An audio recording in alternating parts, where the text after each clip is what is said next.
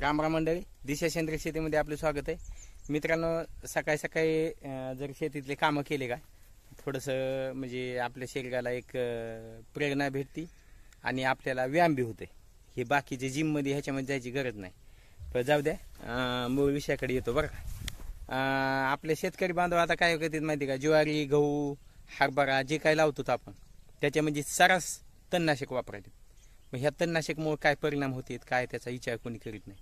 आता बरेचसे आपले तज्ज्ञ मंडळी म्हणतो मी, तज्ज्ञ अभ्यासक नाही म्हणत त्याला, तज्ज्ञ म्हणतो. ते काय म्हणते, तणनाशक वापरल्यावर दुसरे पिकं घेतले हे काय तरी जमिनीवर परिणाम होत नाही, पिकावर बी परिणाम होत नाही. आता त्यांचा अभ्यास त्यालाच माहिती. पण मला एक सांगा, जे आपण आपल्याकडे गुरंढोरं असतात, प्रत्येकाला माहिती बाहेर कुठं चराय नेले, बांधायला चराय नेले, नाही तर मग आपण गवत जर घेतलं खुरपलेलं किंवा बांधाच्या कडीचं घेतलं आणि त्याच्यात जर गाजरी गवत गेलं आणि दुभत्या जनावराला ते खायला जर दिलं, म्हणजे गाय असू द्या म्हैस असू द्या बरं का, तर त्याचं जर दूध आपण संध्याकाळी पिवळं सकाळी पिवळं तर ते कडू लागतंय. कशामुळे लागतंय?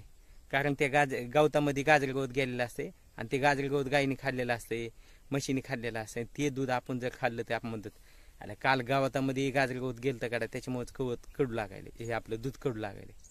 पण आपल्याला एवढं दिसत असून समजत असून त्या गाजरी गवतामुळे आपल्याला दूध कडू लागत असून आपण काय करतो, सरस आपण तणनाशक वापरलो. मग गाईच्या दुधामध्ये एका दिवसात आपल्याला लगेच फरक दिसतोय, तर आपण ह्या गव्हामध्ये, ज्वारीमध्ये, हरभऱ्यामध्ये जे काय आपण खायचे पीक आहेत त्याच्यामध्ये तणनाशक मारतो. त्याचा परिणाम जमिनीवर होणार नाही, त्याचा परिणाम आपल्या गवतावर होणार नाही, गव्हावर होणार नाही, ज्वारी होणार नाही. मग थोडंसं आपल्या लक्षात यायला पाहिजे की नाही. आता तुम्ही म्हणता की बाबा मग खुरपायला लय मजूर लागतंय, तुम्ही करू नका ना जास्त, जेवढं आपल्याला लागतंय तेवढंच करा. नाहीतरी आपल्याला मला सांगा, तुम्ही कामं कोणते राहिले तो सगळे कामं आवरल्यात आलेत. मग खुरपायला काय लागतंय? अहो पुढं ह्या बाई आता हात कोळप आहे आपलं, ह्या बाई सायकल कोळप आहे, हे पुढं जर हाणलं का, मागं 4 बी बाया असल्या का, आधी 1-2 तास जर हाणलेले असले 1-2 वळी, तर आपल्याला ह्या कोळपेनी अगोदर 2-3 तास हाणून ठेवायचे. आणि बायाला ना 4 बायाला एक माणूस असं कडीला नेऊन जाते, एक तर सहज होते बघा. मी स्वतः मारतोय पुढं आणि मग मागं बाया खुरपितात. काय लागतं, फक्त थोडीशी मेहनत करायची. ह्याच्यामध्ये आपल्या आळशी बनत चाललो. हे फक्त तणनाशकामुळं, हे जे रासायनिक खतामुळं, औषधामुळं आपली बुद्धी बी चालायची कमी व्हायली. वाईट वाटून घेऊ नका मित्रांनो, पण ह्याचे परिणाम एवढे घातक आहेत, एवढे घातक आहेत. आज जमिनी बघा तुम्ही, पहिले लहान मुळे बघा तुम्ही, माती जर खाल्ली तरी काय होत नव्हतं, पण आज मातीचा सुद्धा ॲलर्जी झाली. मातीची ॲलर्जी सुद्धा आपल्याला जर लागली, कुठं काय झालं तर म्हणजे मातीची ॲलर्जी, त्याला म्हणजे किती घातक परिणाम व्हायले ते आपल्याला लक्षात यायला पाहिजेत नाही ह्या गोष्टी.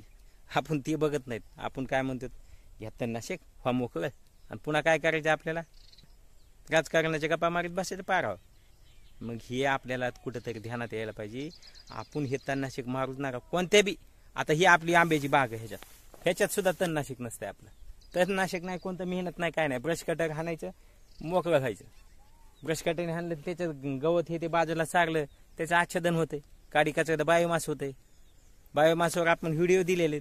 बायोमास शिवाय पर्याय नाही, जमिनीला पर्याय नाही, आच्छादन आहे, सगळ्या गोष्टीत जीवाणू त्याशी वाढत नाहीत. मला सांगा तुम्ही, जर आता गायचं उदाहरण दिलं, दुधाचं उदाहरण दिलं तुम्हाला, जर आपण ह्याच्यात तणनाशक जर मारलं, गांडूळासारखे सुद्धा आपल्याला ते गांडूळ दिसणार. गांडूळ केवढा असतो, लांब असतो, ईदभर 1 फूट, 1 फुटाचे गांडूळ असतात. मग हे सुद्धा दिसणार. आणि बारीक बारीक जीवजंतूचं काय होत असणं, जीवाणूचं काय होत असणं, ह्याचा विचार करते कोणी? ह्याच्यामुळं पांढरी मुळे सुद्धा खलास झाली. ह्या पांढऱ्या मुळेविषयी तुम्हाला पुढचा व्हिडिओ देतो. आता जास्त बोलणार नाही, फक्त तणनाशक विषयी तुम्हाला सांगितलं. तणनाशक विषयच आहे. बाहेरच्या देशात सगळीकडे बंदी आणि आपल्या भारतात सर्रास चालू आहे. हे कुठेतरी थांबायला पाहिजे. संताची भूमी म्हणतो आपण, मग कुठे गेली संताची भूमी? तणनाशकामध्ये वाहून गेली का? मग हे कुठेतरी आपल्याला थांबायला पाहिजे. आपली बुद्धी चालवायची, थोडीशी चालवायची, आणि आपण विषमुक्त द्या ना लोकांना. आपण आपल्या भरोशा लोक घेतात का नाही?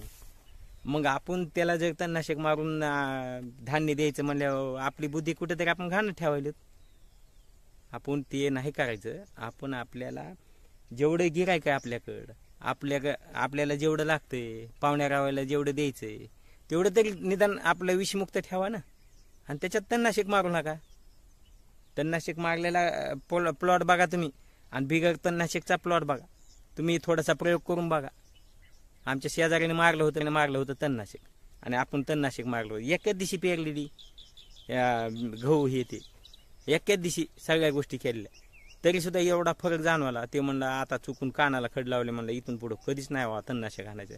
पण आम्ही सांगतो बोंबलत कोण ऐकत आहे. तुम्ही प्रयोग करून बघा, नंतर सांगा. धन्यवाद.